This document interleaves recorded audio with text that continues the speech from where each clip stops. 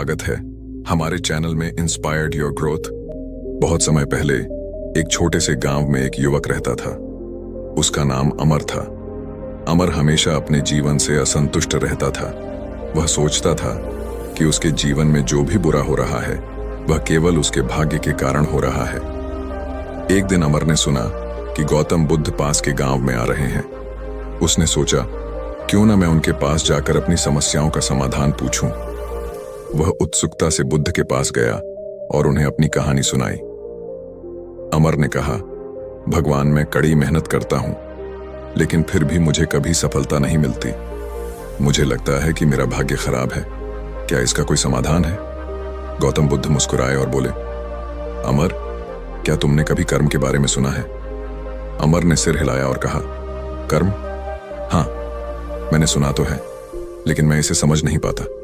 बुद्ध ने उसे एक कहानी सुनाई। किसी समय एक किसान था जो दिन रात कड़ी मेहनत करता था। वह अपनी फसल की देखभाल करता, जमीन की जुताई करता, लेकिन फिर भी उसकी फसल हमेशा नष्ट हो जाती। एक दिन वह एक साधु से मिला और अपनी समस्या बताई। साधु ने कहा, तुम्हारे कर्म ही तुम्हारे जीवन के परिणाम तय करते हैं। जैसा तुम बोओगे वैसा ही तुम पाओगे। किसान ने सोचा, मैं मेहनत करता हूं, फिर भी मेरी फसल खराब क्यों हो जाती है? साधु ने उसे समझाया, तुम्हारी मेहनत केवल बाहर की है। यदि तुम्हारे मन और कर्म अच्छे नहीं होंगे तो तुम्हें सच्चे फल नहीं मिलेंगे। किसान ने अपने मन और कर्म को सुधारा और अगले वर्ष उसकी फसल बहुत ही उत्तम हुई। अमर ने बुद्ध से पूछा, क्या इसका मतलब है कि मेरी वर्तमान स्थिति मेरे पिछले कर्मों का परिणाम है? बुद्ध ने उत्तर दिया, बिल्कुल। कर्म एक गहरी और शक्तिशाली प्रक्रिया है। हर क्रिया का एक परिणाम होता है।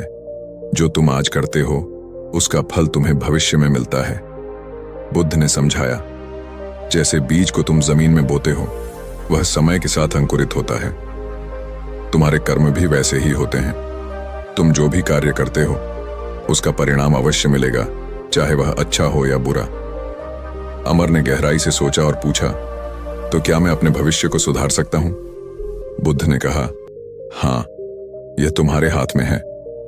अपने कर्मों को शुद्ध करो, मन, वचन और कर्म से अच्छे कार्य करो, दूसरों की मदद करो और भविष्य में तुम्हें अच्छे परिणाम मिलेंगे। अमर ने महसूस किया कि वह हमेशा भाग्य को दोषी ठहराता रहा था, जबकि उसके कर्म ही उसका असली भाग्य बना रहे थे। उसने निश्चय किया कि वह अपने विचारों और कर्मों को सुधारेगा। गौतम बुद्ध ने अंत में कहा, तुम्हारा जीवन तुम्हारे कर्मों का प्रतिबिंब है। अपने कर्मों को सुधारो और जीवन में समृद्धि अपने आप आएगी। उस दिन के बाद अमर ने अपने जीवन में बदलाव किया।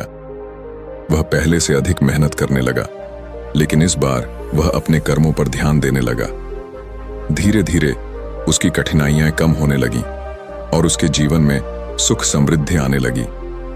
उसने समझ लिया था कि कर्म ही जीवन की सच्ची कुंजी है।